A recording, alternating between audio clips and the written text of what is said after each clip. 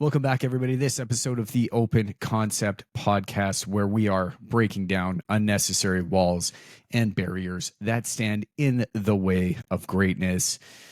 Our guest today, Maxwell Max Nee, joining us all the way from Singapore. It's currently Friday evening where we are. It's Saturday morning where you are. I really appreciate you jumping on here and spending some time with us on your weekend.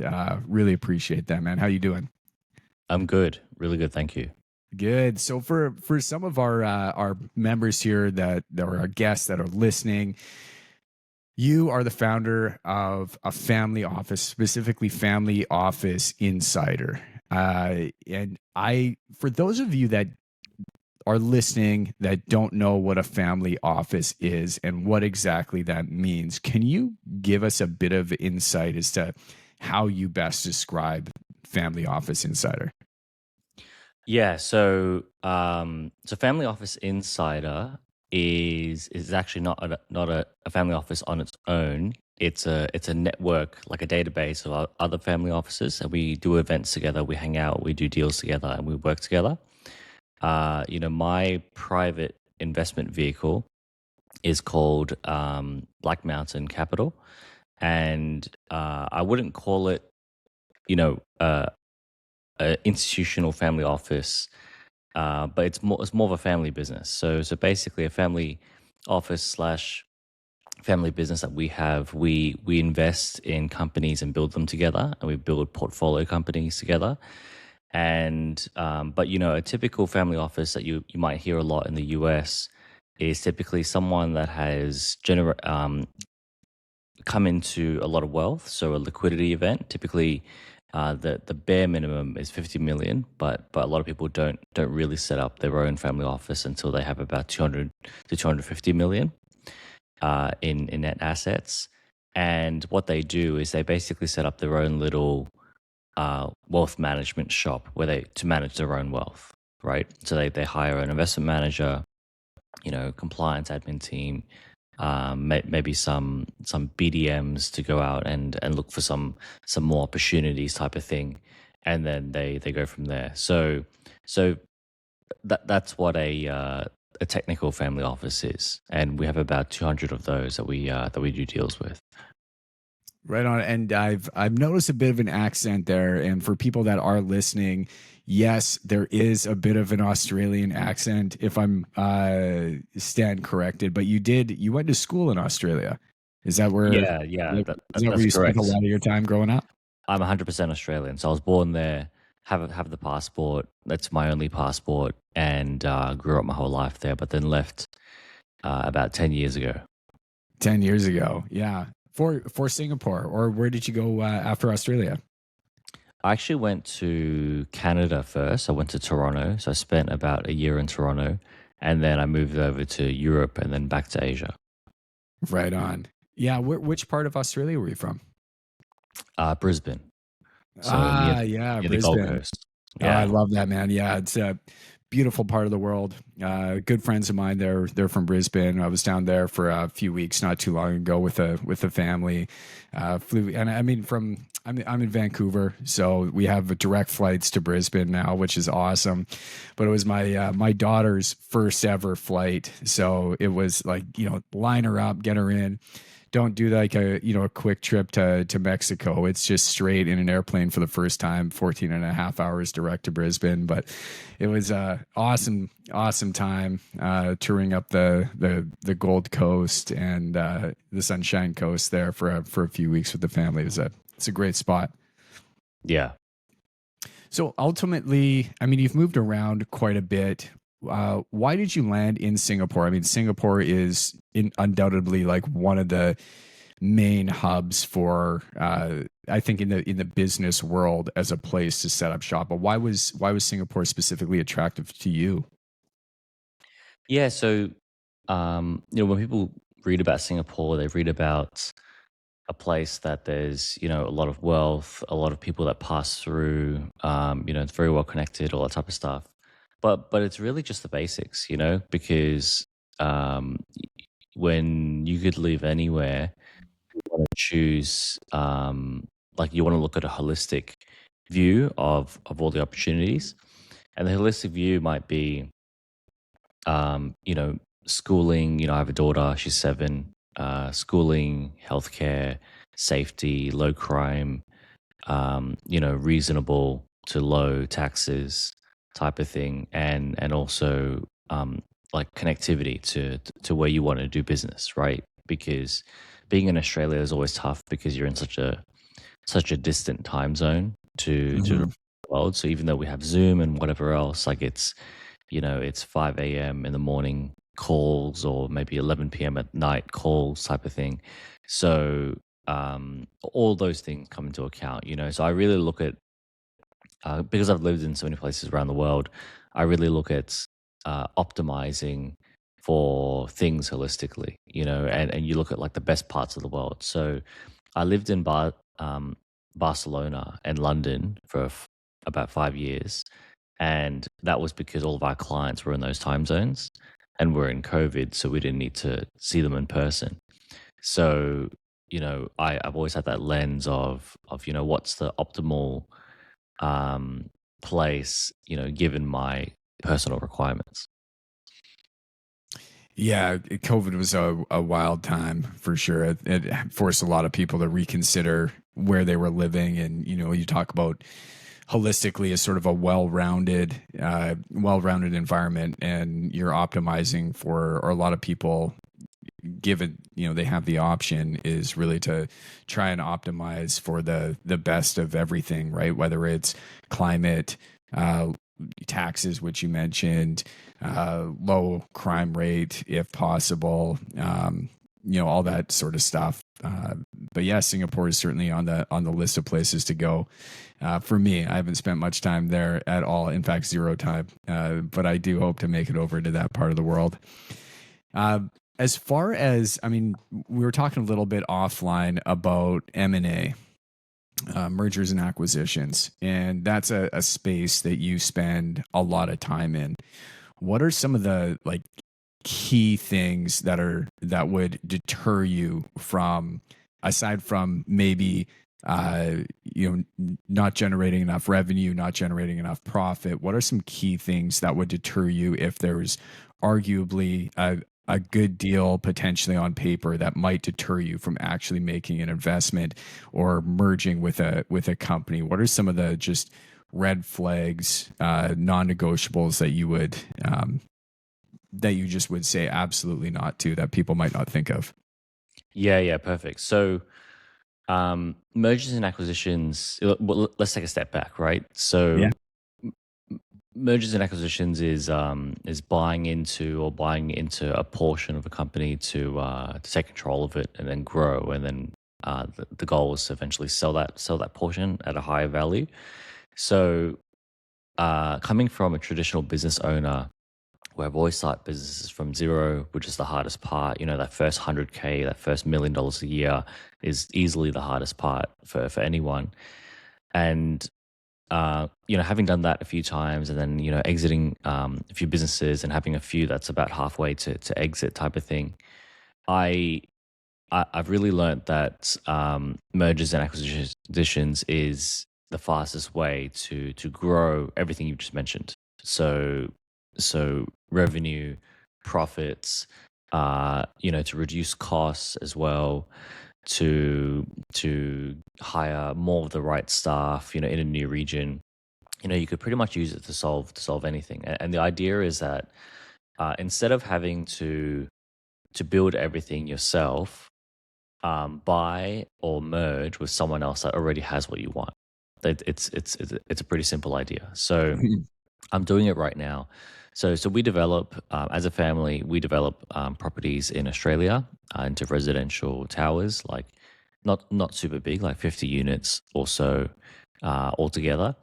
And so I had an idea. Well, we pay all of these contractors, so much money, and they're not always reliable and that type of thing. Like, why don't we try to find a contracting firm that we like, and instead of paying them a whack of money, why don't we use that as like a sparking conversation to want to buy their business, So, and the idea is, most people in the small business space aren't ready to have the business selling conversation because they never expect it to happen, Mhm. and in their mind, they sort of just think that they're going to die with their business, really, or they'll have to shut it down, which is a very, and they'll get nothing for it. Like, they'll I get talked less, to they'll get most. less than nothing, because if there's a few, if there's like an overdraft or a credit card in the business, first they got to pay that off and then shut it down, right? So they actually have to dig out, and a lot of them that we're speaking to have worked out, I was better in my oil and gas job than going on this journey type of thing. So what we're looking for is, the first thing is, before looking at profit loss or whatever, is you want to find a motivated seller, and they're typically not motivated necessarily for money reasons. They might be more motivated for personal reasons. Like, for example, they want more time back. I'll give you a perfect example. So there's a guy that we're talking to. He has a business that does about $4 million a year. He altogether, there's a bit of like tax debt. There's a bit of employee benefits that haven't been paid. There's just like, a whole mess of things that happen over a certain period of time when you're in contract work. Because when you're in contract work, you can't control your cash flow. It's really lumpy, right? And then he's been caught out a few times, and then all of a sudden he's in this position. So, credit cards and overdrafts, which will probably turn into a small business loan at some point, type of thing. So he and he's an ex oil and gas guy, so he has the ability to earn, a reasonable six-figure salary a year, risk-free, expenses paid for, because he needs to fly in, fly out, right? So when you take all that into account, like, that's a pretty good deal to be on. And he lives he doesn't live in like a New York City of Australia. He lives in actually like more of a regional town. So he lives in quite a cheap part of Australia. And he wants out, So I had a call with him. I first had a video call, voice call with him, then I had a video call, and you could just see his face, right? Like, just as soon as I saw his face, I thought, wow, like, we could do a deal here with this company, because he would be ready to sign, because he's just so tired.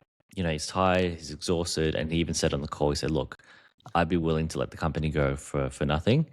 I've been digging into personal resources and borrowing from personal resources to meet my commitments, and and that's getting very uncomfortable, And so now the mission is like, is there any assets we can salvage in the business, type of thing? And obviously, this is a bit more of a distress deal.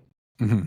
When you buy companies, the goal is to not go for distressed companies. Like, it, anyone can anyone can create a credit card problem, and themselves. You don't need to buy someone else's. But the goal is to find a motivated seller, because that's when things can move. Because typically people have a lot attached in their business, where they might have, you know their savings. They might have like a fantasy number they could sell it for. They might be very comfortable, and they might have a lot of pride, a lot of pride and ego in owning a business. That's particularly true in hospitality businesses, and I know that firsthand, because my dad used to be a hospitality restaurant owner, and the business made very little money. Like, if you average it out, it's probably break even. Like, there was good years, but there's equally bad years, and then you just put the money back in, right? Mhm. And but the pride of walking around as the owner and saying hi to everyone that's eating, and saying, "Hi, I'm the owner," like, that was the currency. That was like his profit that he took out every evening. So so you don't want to talk to people like my dad. You don't want to talk to people. You want to talk to people like this guy who's motivated and he's looking at it and he's like, I'd be happier elsewhere, and if we can help him to do that, then it's a win-win. You know, you mentioned your dad, and it's a story that I hear a lot of, right? And it's very much an identity thing, I think, for a lot of people, where their business, essentially they spend, a huge part of their life building this business. It becomes who they are. It becomes who, they walk into an event or they walk into a grocery store and people stop them and talk to them. And it's like, yeah, hey, this is the guy that runs the restaurant. Or, you get introduced to a friend and they say, hey, this is so-and-so. And immediately they say, this is the grocery store owner, or this is Yeah, the contractor.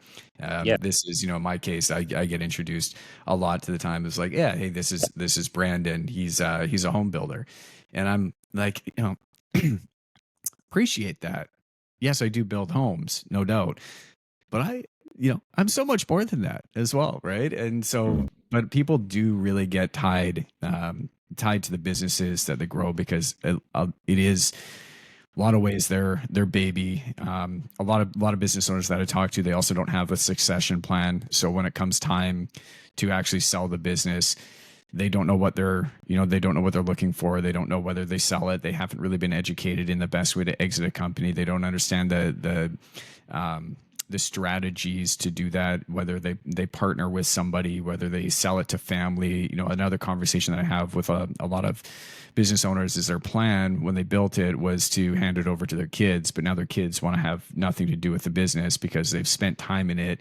It was poorly run. They saw their mom and dad, not make any money, but just, what you said, it was a very friendly place to be, but it wasn't going to provide them an opportunity to thrive in the business and to grow. And because this next generation becomes sort of jaded by the business that mom and dad own, they just don't want to have anything to do with it.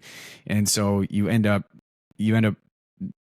talking to them, and they're in this place where now they have this business they've spent their life building, but it's worth way more to them than it is to anybody else. And that's sort of an issue that I see because they haven't optimized to make it attractive enough for anybody else. It's really paid them a salary. Maybe they have a handful of employees, they have loyal clients, but they're loyal to them. They're not necessarily loyal to the business. And I think that's, something that, especially when you're looking at acquiring a company, it could be an attractive trade, I guess, for a company maybe that you're trying to acquire, but it could also pose a lot of red flags if you have a lot of key man risk where essentially a lot of the business is tied up in one single person or two very key people staying at that company.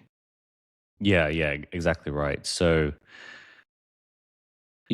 the attachment to the business and the pride and the ego and all that type of stuff, like that's a human need. That's like the human need for significance, to feel important, and it's a real thing, and we all have it. But there is a journey you can go on to grow out of it, and have it sort of have less of a hold on you, so you could start making more analytical, objective decisions about your business and where you want to find your identity and whatever else. Like everyone needs it, but sometimes it could stick to you. Real quick before we get back to the show, if you have heard anything on this podcast that has resonated with you or if it's helped you in any way, appreciate more than anything in the world if you could go hit that subscribe button or leave us a review. It helps us tremendously.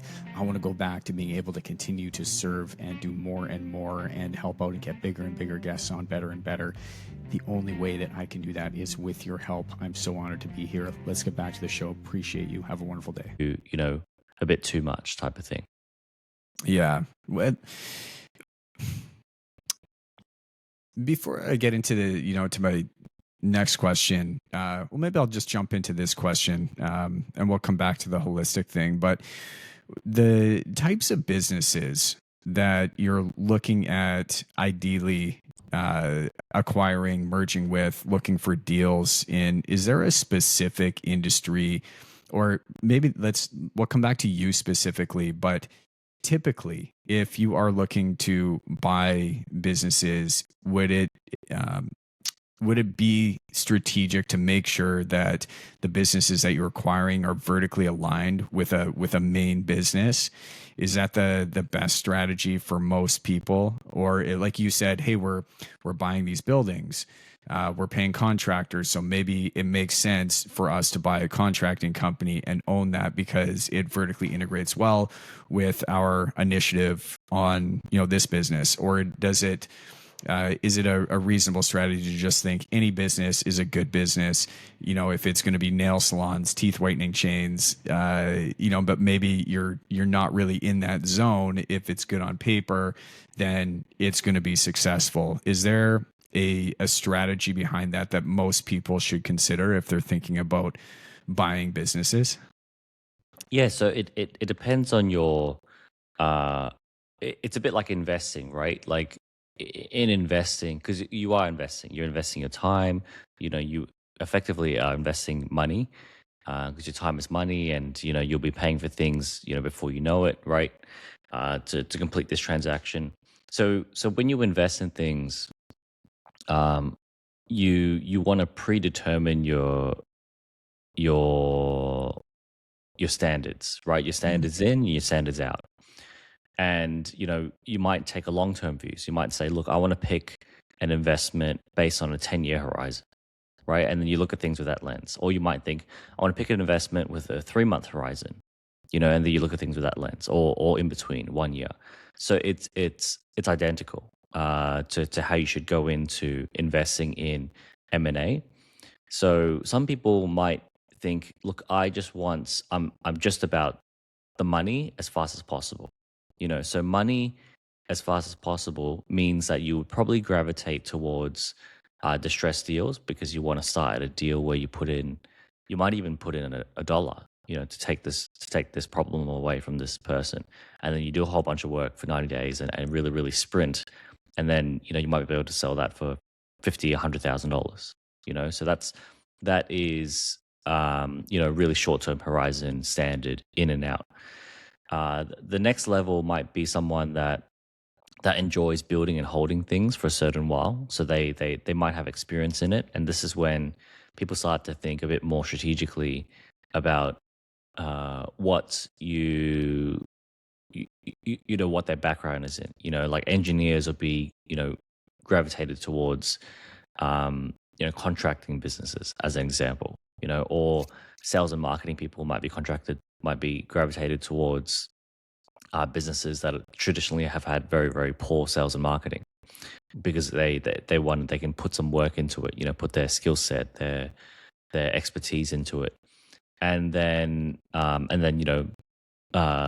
maybe add on 2 3 more businesses, then and operate them all, and then sell out, then as at a like a 1 to 2 year time horizon. And then you have the people that are a bit more private equity thinking, and they think sort of you know 5 3 to 5, maybe even on an 8 year time horizon. And so then in that case, you have to look at things like market trends. So they start to look at they're starting to go a bit more macro in their analysis of, okay, so even if I had the opportunity to buy 20 dental practices for a dollar each, do we see the industry as a whole growing over the next 5 years? And if the answer is no, then they still wouldn't even buy it for a dollar each, right? Because it doesn't fit the standards that they've set going in.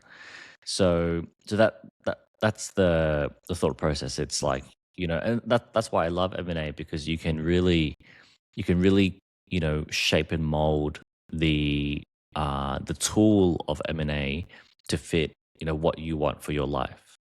So me personally, I'm sort of I'm probably in the 1 year time horizon. So happy to put some work in, and so I need to find things that complement either what I've already done or what I'm looking to do. Long term macro trends aren't necessarily as important for me. It's more about pricing, and also undervalued assets, and am I the right person? Do I have the right people to get the full value out of those assets. Is there a market specifically that is really lighting you up right now that you see in the market has massive opportunity? You mentioned, if you have that 1 year time horizon, somewhere that you can lend your expertise, your zone of genius to really start to add value that probably nobody else could or very few other people could, that might make that attractive. But are there specific industries right now that you are just absolutely in love with, that you can't get enough of, and you're really really bullish on? Yeah, there is, but like, when we're talking about smaller businesses, like businesses that are less than 10-20 million dollars in revenue, which is the ones that we're talking about, it's always hyper local, Hmm. but at the same time, there are timeless businesses that I think are working well anywhere in the world. So I have a lot of people right now that are looking at logistics businesses Mm, that want to exit in Australia, because they're not going anywhere. They will just need to upgrade their technology, yeah. right? Which will only improve profits. So Mm, profits are only getting better, sort of, in that industry, compared to being very, very hard. And then, but hyper locally, where I'm from in Brisbane, Australia, a macro theme that feeds into everything that excites us is we have the Olympics coming in that's 2032. right. Yeah. Yeah, yeah. I So plan to be there. I plan to be there for the Olympics, by the way. yeah, that'll be cool. Yeah. I will be there, because Oh, I'll amazing. probably just go spend time at my mum's house. And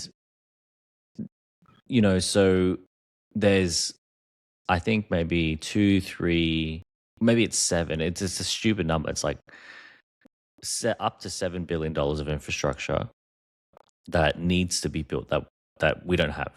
Hmm. We literally don't have it. Infrastructure, So, you're talking like bridges, roads, uh, hospitals, that less. type of thing.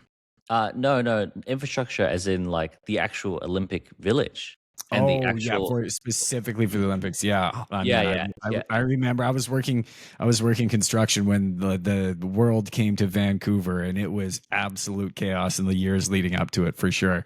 Yeah, So exactly. So, yeah. and there's like hotels that aren't there yet. There's just everything, like there's all of this, event infrastructure, like the stadium, the malls, the roads, the train station. Like it, it doesn't exist right now, and It'll we're. need to, trust me. Yeah, exactly. And we're 8 years away, and they're gonna start, I think, next year.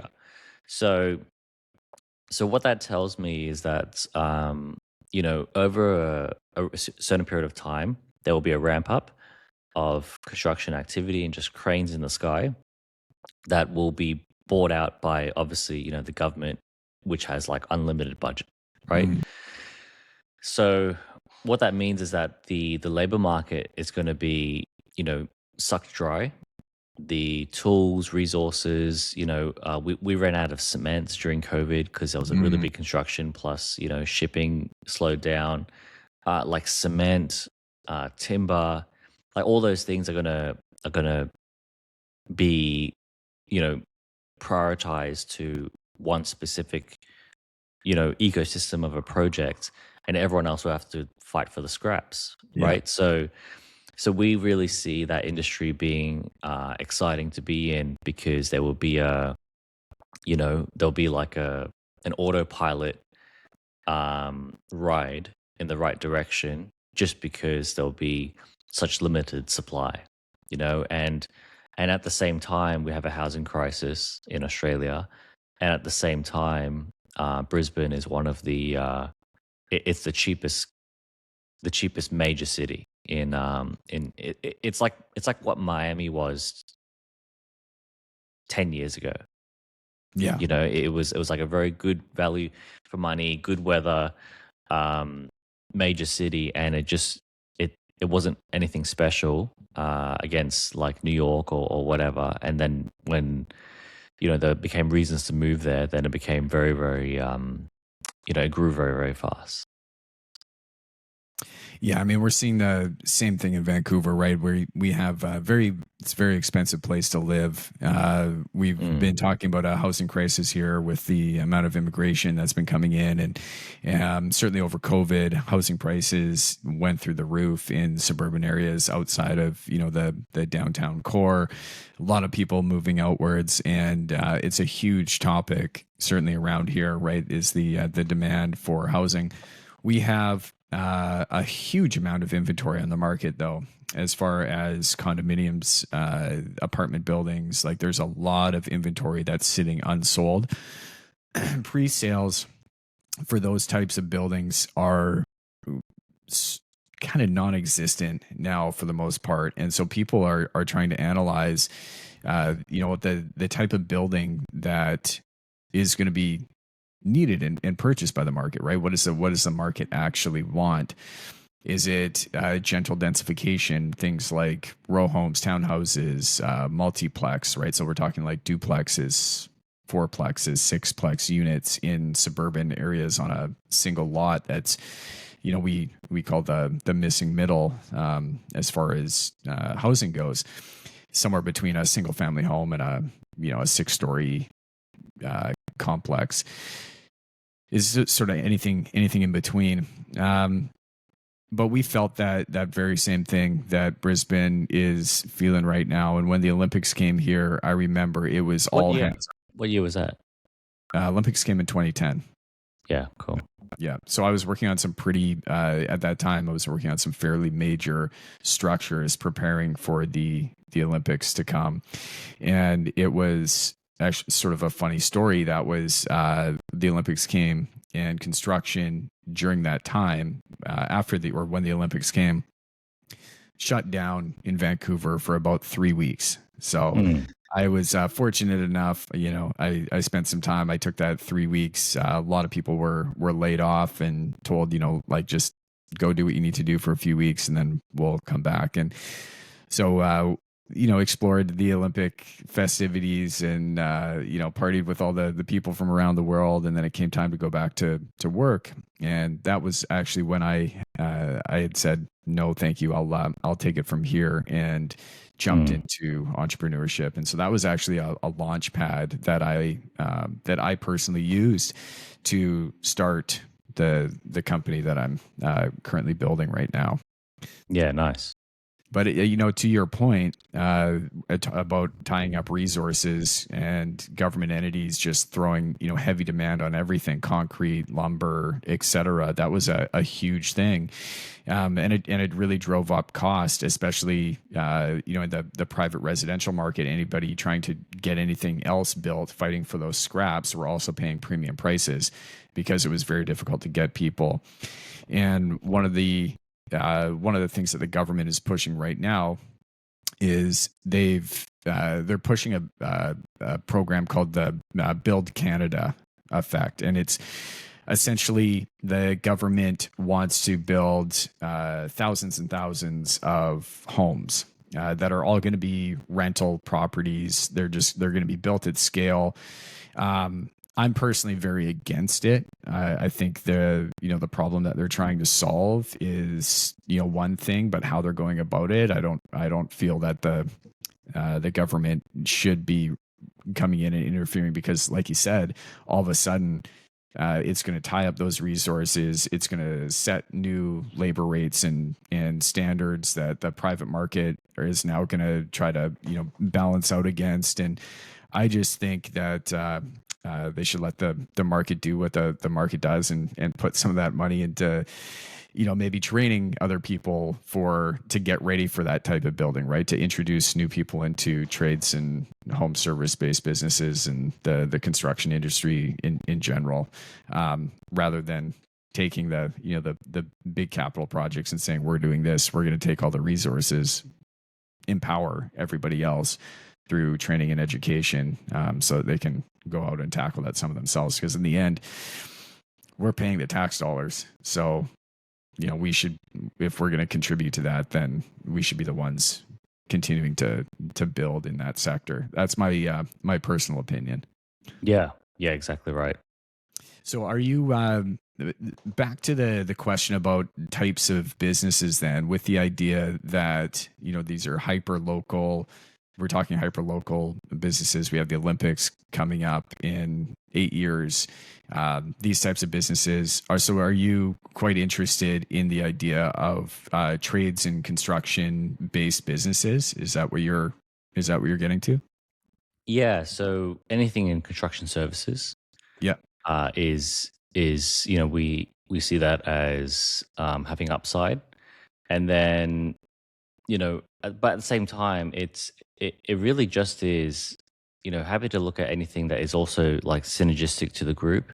So Mm. you might necessarily be in the service, but you could be in like the supply side. So I already own a piece of a manufacturing company that makes like particle boards made out of hemp. Got it. So we can plug that into all of our target companies immediately as well. So that's also why we've got like a medium term view on how we go about choosing which companies to go after. Yeah, that makes sense. A side note, the company that's manufacturing the particle board out of hemp, are they out of Australia? Yeah, They are. yeah, Oh, interesting. Okay, very cool. yeah, No, I love I'm big into building science and just new technology that's making its way, and new products that are making its way into the construction industry itself. So I hadn't heard about particle board made of hemp. Maybe I will sidebar about that, but I'm interested in learning more about it for sure. yeah. Great. One of the things that I understand about trades and home service businesses, because I'm certainly on a journey to build an acquisition company of trades and home service based businesses. I love trades and home service based businesses. I know them inside and out, most of them. I know Yeah, that that's specifically an area that I can continue to add value.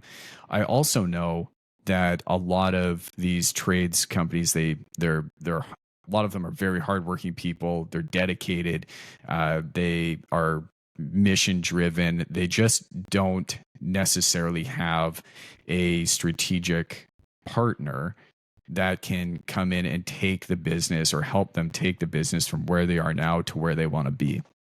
So yeah, one of the key things that I see where a lot of people get stuck is the owner, the founder ends up becoming the bottleneck of the company, right? So they end up way too many decisions have to be made through them, because they've started out, they've learned how to do something with their hands, they've learned how to build a small team, but there's way too many decisions that end up coming through them, which inevitably uh, restricts their ability to grow. And a lot of them, if you sit them down and you talk about, okay, well, what does your strategic plan look like? Most of them haven't taken the time to sit down with their team and build out a strategic plan, right? If it's talking about cash forecasting, right? They're like, most of them are just kind of winging it. They're doing well. They're making some money. They're putting food on the table. They have a house for their family. They seem to be doing okay, but they don't really know how to scale. They don't really know how to take this to the next level. And I think like that is where having somebody come in and say, look, you're still going to be the director of this company. We don't want to take that away from you. All the years that you've built and put into it, all the heart and sweat that you've put into building this business. But if we could help you 10x your business, because we have the best, sales team, sales strategy, marketing team, marketing strategy, AI team, AI integration for you, for the company, that we know that we can help really just insert into the company. And as a team, we can make this happen.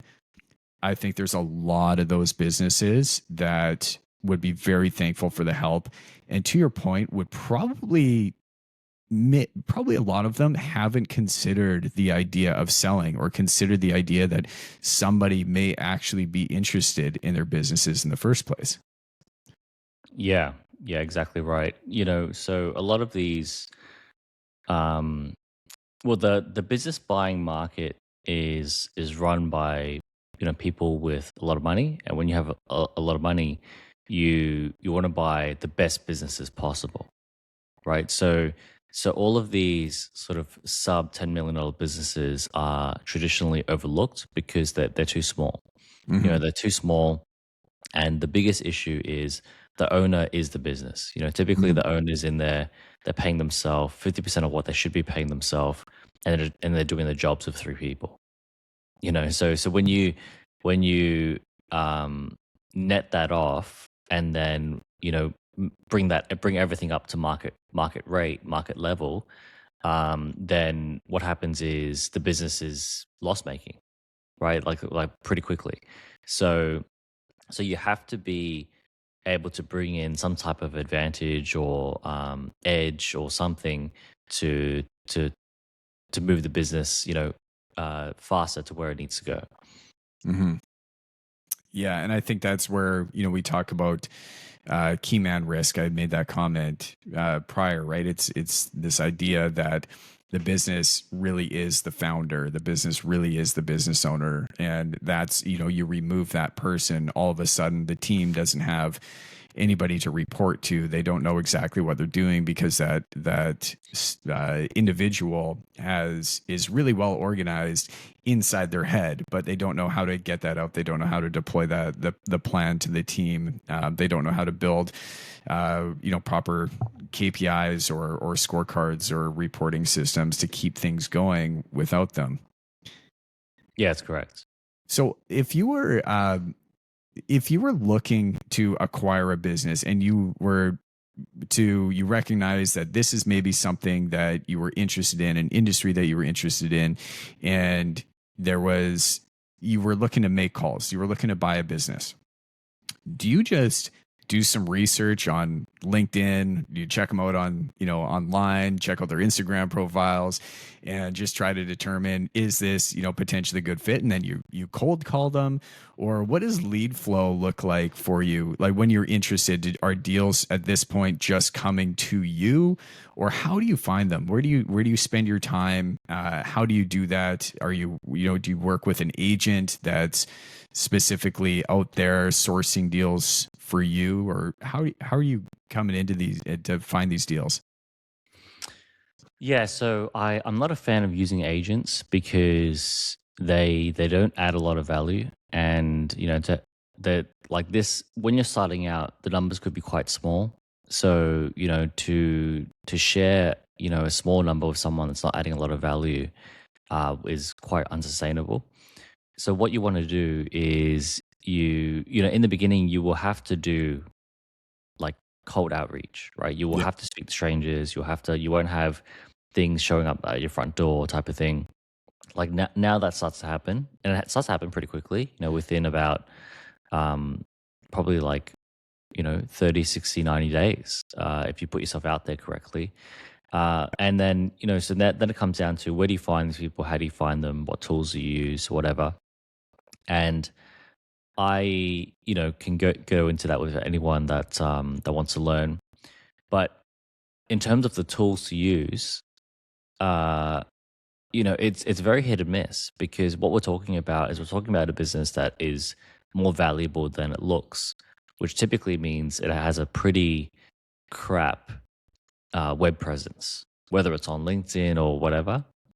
But LinkedIn is a good filter for talking to business owners because typically if someone makes the effort to make a LinkedIn profile, especially if the profile looks active, I think something like uh, 98 or 97% of people on LinkedIn still don't post like at all. Mm. You know what I mean? So if you just find someone that posts, they're in the top 1 2% of people on the planet that are making an effort to talk to people to want to grow their That's business. so crazy. That's It's so crazy, crazy to right? think. Yeah, It's I know, it's so crazy. but you do. You look at profiles of people, and it's just sort of an inactive. They have maybe a profile picture, some education, but it's an Yeah. inactive profile that's been sitting there since 2016, right? they're lurking. You know, they use it as like the newspaper. They just Yeah. read, they sort of read every now and then, read, but they never want to contribute, right? So it becomes their newspaper. And so you could, you could post on LinkedIn, but I mean, so there's a lot of businesses that, like, if you saw two company profiles, right, and one of them had like 20,000 followers and like 10 employees and 20 employees, like that looks like a pretty, tight business. But then you could have an even tighter business that might have a phantom profile, Mm. right? Because they like it, the correlation between a good business and a good web online presence is it's not, it's not zero, but it could be zero. Like effectively in the large scheme of things, it could be close to zero. So it really just is about going out there, looking under every rock and every stone, and then just sort of fine tuning your antenna for how you listen and speak to these people. Yeah, I mean, you're talking to a guy like that would be my strategy, right? It was like in the early days, it was door knocking, right? Hey, you need anything done? Cool, we're doing some work across the street for your neighbors. How about you? Are you looking to do anything? No, okay, I'm gonna go on the next one. Hey, how are you doing? Doors shut and in your face, and then you kind of move on to the next one, and eventually you find somebody else that's like. This episode is sponsored by New Vision Projects, and everybody has heard the horror stories that happen. They have a friend of a friend or a neighbor that's been renovating for years on end, or they've been building a home and it just hasn't gone the way that it needed to go. Budgets are blown through the roof, timelines, forget about them. New Vision Projects has an incredibly strong track record for over 15 years of working with customers, serving them at the highest level. If you are considering building or renovating, check them out on Instagram at New Vision Projects or at newvisionprojects.com. Building the homes you want with the confidence you need. New Vision has you covered. Let them show you why they're different. Back to the show. Yeah, hey, while you're here, can you come in and take a look at this? Because we were actually thinking about doing something and you seem friendly. So let's have that conversation. But you never, like, those doors don't open for you if you don't knock. Yeah, exactly. And I Right. think a lot of people tend to overcomplicate things, especially in the early stages. I don't have, I don't have these resources. I don't necessarily have the tools that I need. But everybody can have a LinkedIn profile, an Instagram profile. Anybody can reach out to anybody, and you already have a no. So the only thing that you can get at this point is really a yes. Otherwise, you're Yeah. just going to still have a no, or at least a conversation, right? And yeah, I'm potentially interested, like, and then you have an open opportunity to have more conversations. Yeah. Yeah. Great. The trades businesses specifically, um, they are without a doubt, I think some of the I mean, I'm a little biased because that's where I spend a lot of my time. I think that they are an awesome opportunity. If somebody was considering that they would like to sell their business, what are some of the, like, very key steps? And for some of you that are listening, like, this may be very basic, but what are some of the things that they should absolutely be doing to be sale ready? So if the phone rings, if somebody calls, if somebody reaches out to them on LinkedIn and says, hey, are you interested in selling your business? And that is kind of top of mind. What are the few key things that they need to do or they should be considering to be sale ready? Well, a really simple one is a lot of people, they optimize, you know, when a buyer looks at your business, they're going to ask for the financials, right? So that's the moment of truth. Yeah. And, those need to be accurate. That's step number one. But a lot of buyers, a lot of business owners, they optimize their business ownership to pay as little tax as possible, Mhm. which totally makes sense. Which means that there might be um, they might be overspending on expenses to reduce tax when a new buyer wants to see how big could that profit number be. So it's a Mhm. totally different mindset. you know Yeah, that's a so really good so so point. so they want to see tax being paid. So a new buyer will say, okay, what's your net profit after tax? And typically that's a very low number when your whole livelihood, your life savings is in the business, right? Yeah. And that totally makes sense, especially if you're going to run it for forever. Like you really, when it comes to end of financial year, you're out there spending because you're like, I might as well use this money for growth or whatever. But then the new buyer wants to optimize your business for profit and doesn't mind paying tax. So that's probably like the one huge shift as to why 90% of businesses never sell.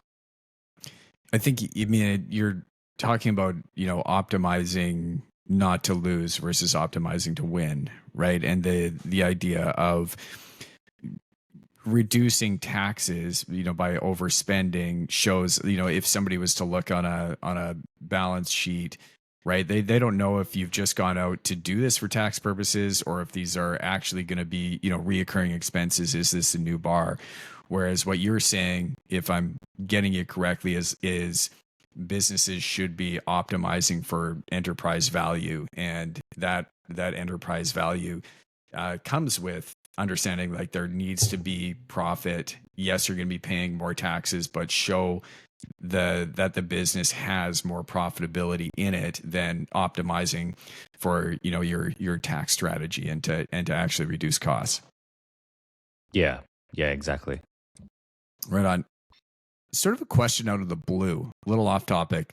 Did you used to be a professional bodybuilder? Yeah. I think that's on my LinkedIn somewhere. You did, yeah. I was like, speaking of LinkedIn, I thought I read that somewhere. I had to ask you, man. When was that? It's 10 years ago now. It was in 2016. Yeah. No way. Very cool. Yeah. How did you get into that? I've always liked going to the gym. I've always seen the gym. It's early in the morning here in Singapore, so I'm gonna go straight after this. Yeah. I've always seen it as like morning meditation. It clears the head. Gets the blood flowing. Keeps you. It puts you in a different room. I personally like gyms that are very quiet. I've actually, complained to my gym and forced them to turn the volume down because they had like this, house dance music at like almost full volume. And the gym has like industrial music festival speakers. This isn't like a Bose portable speaker. This is like, and it has 6 of them. And I'm like, dude, you don't need this. Like, and not just that. I go to the gym at like 6:30, 7 in the morning. I said, you're not. Does anyone like to listen to that at 6:30, 7 in the morning? I don't know. Everyone that's in the gym when I'm at the gym, they are like 60, 70 years old, right? Because it's you know what I mean. So yeah. So I've always just loved it for personal. I call it like daily like hygiene. So just like sort of cleaning the cobwebs of my brain and whatever else. And then, always wanted to just, go through that challenge of and the discipline of competing. I love that, man. Yeah. Fitness has always been a huge part of my journey, right? I'm in the gym every day. If I'm not at the gym, I'm out running, or, I'm doing jujitsu or whatever, but it's like physical fitness. You mentioned meditation. To me, it offers that same benefit, and having the ability to show up with a clear mind, with energy, with intention for your team, like it cures anxiety. It anything that like you said, those cobwebs that may be in your mind, it really helps sort it out. And anybody that especially lacks with confidence, I think competition and training, discipline, it's going to help you build a tremendous amount of self confidence along the way. And I just I highly encourage it. I've never competed as a bodybuilder. I don't have intention to compete as a bodybuilder, but certainly have competed in a lot of different things and different races, competitions, etc. But a huge part of my life for sure. Yeah. Yeah, and so the transition from professional bodybuilding when you decided, all right, I'm going to take this from professional bodybuilding, competing to I'm just going to take a bit of a step back and just enjoy this for what it is. What was what was that transition like? What do you mean with transition? The transition from being on the stage competitive, like I'm assuming that maybe I'm wrong, but you're not competing at that level anymore in Yeah, bodybuilding. yeah, no, it was just like it was like a marathon. You know Right. how people will challenge themselves. They say, "I want to do a marathon." Yeah. I don't want to be a marathon runner full time, but yeah, I wanted to challenge myself and run the marathon. Yeah. Okay. Got it. Are you doing deals in Singapore with companies in Singapore right now, or are they primarily in Australia and you're living in Singapore? Is there like geographically companies that you're doing work with all over the place, or are you sort of hyper focused in that one specific area in Australia? Uh, in each, so I've got one in each. Singapore is a bit of a harder market because it's a very, Mm, very small market. It's oligopolized mm, in that the successful business owners sort of it's matured to the point where you know uh, there's a few business owners that own all the businesses type of thing. yeah, got Yeah, it. yeah.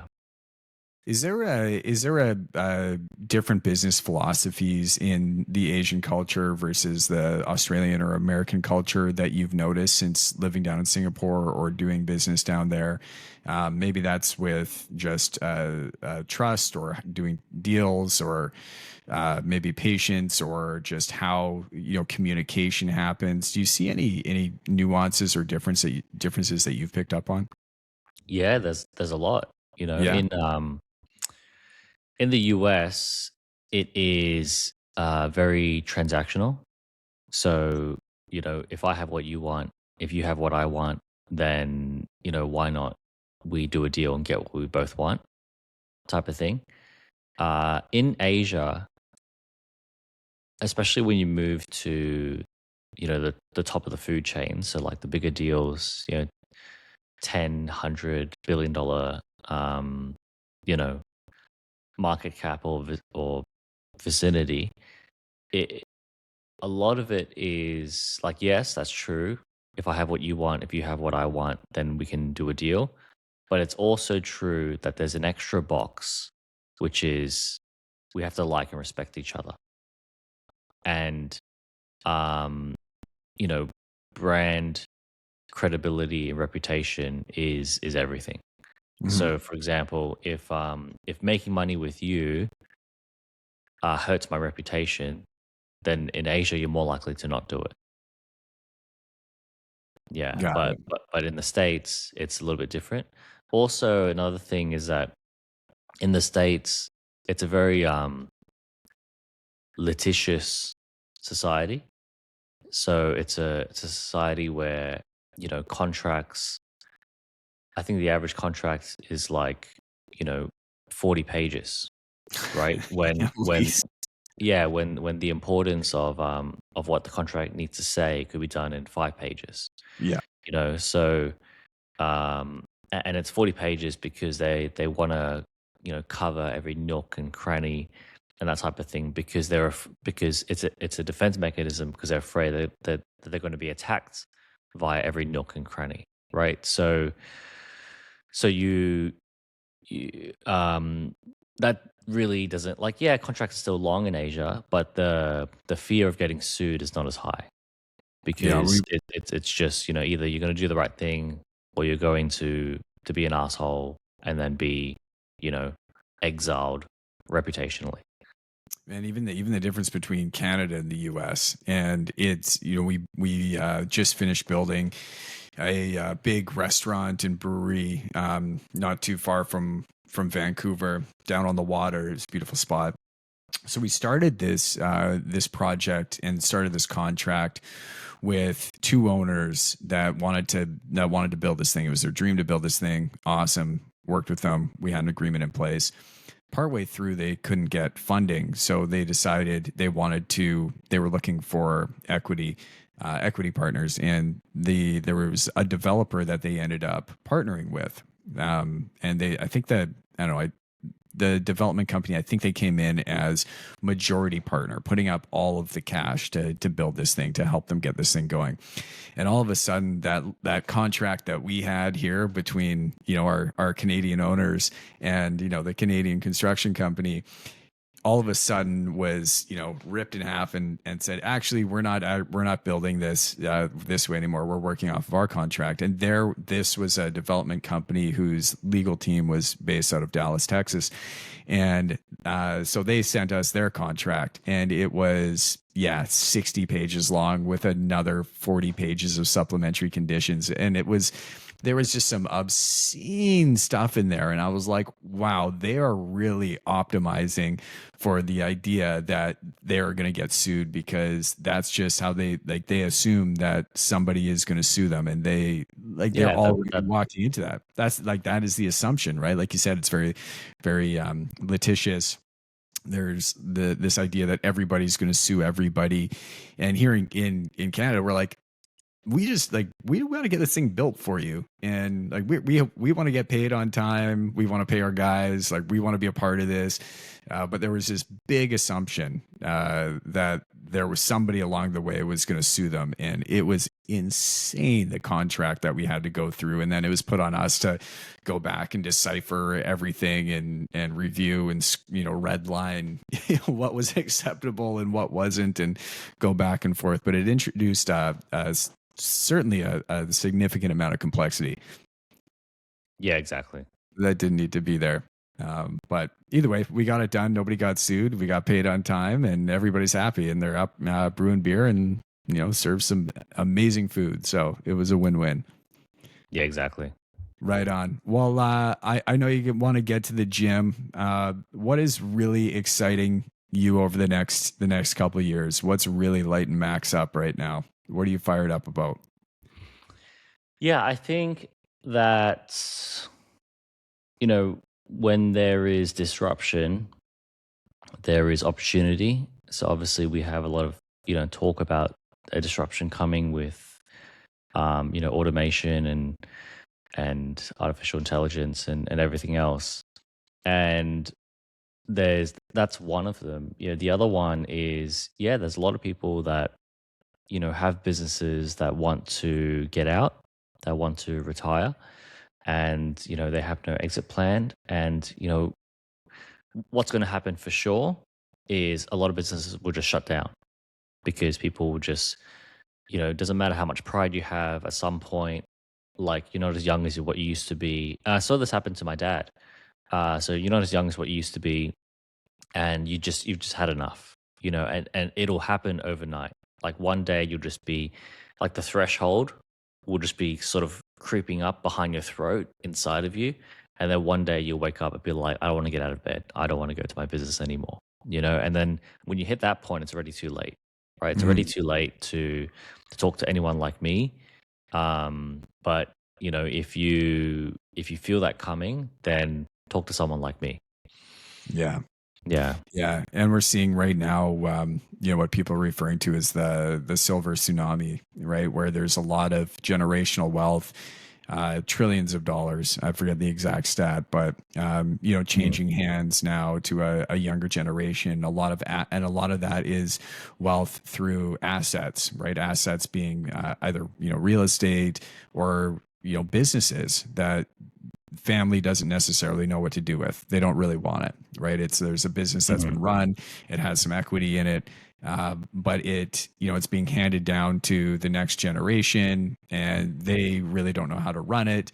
They want to hold on to it, maybe because it has some sentimental value. Maybe it's cash flowing, so they would like to keep it in the company, but also they don't want to have full operational oversight on that company. And I think that's where somebody like yourself can certainly come in and help out. And it can be certainly a win-win for everybody. Yeah, exactly. Awesome. Max, thank you so much for spending some time with us today. I learned a lot. It's been an honor to chat with you, my man. Yeah, perfect. My pleasure. Thanks, If Brandon. people want to connect with you, where can they find you? They can find me on LinkedIn. So I'm on there almost every day. So Maxwell Nee on LinkedIn is the best place to get me. Excellent. All right, we'll link that up in the show notes. Appreciate you being here very much. If I don't see you in Brisbane anytime soon, I'll certainly see you down there for the Olympics. I'm looking forward to it. Yeah, perfect. Thanks, Brandon. Cheers. All right, and to everybody else that's out there still listening and with us, as always, appreciate you, rooting for you to win always. Until next time, stay blessed, rock and roll, peace.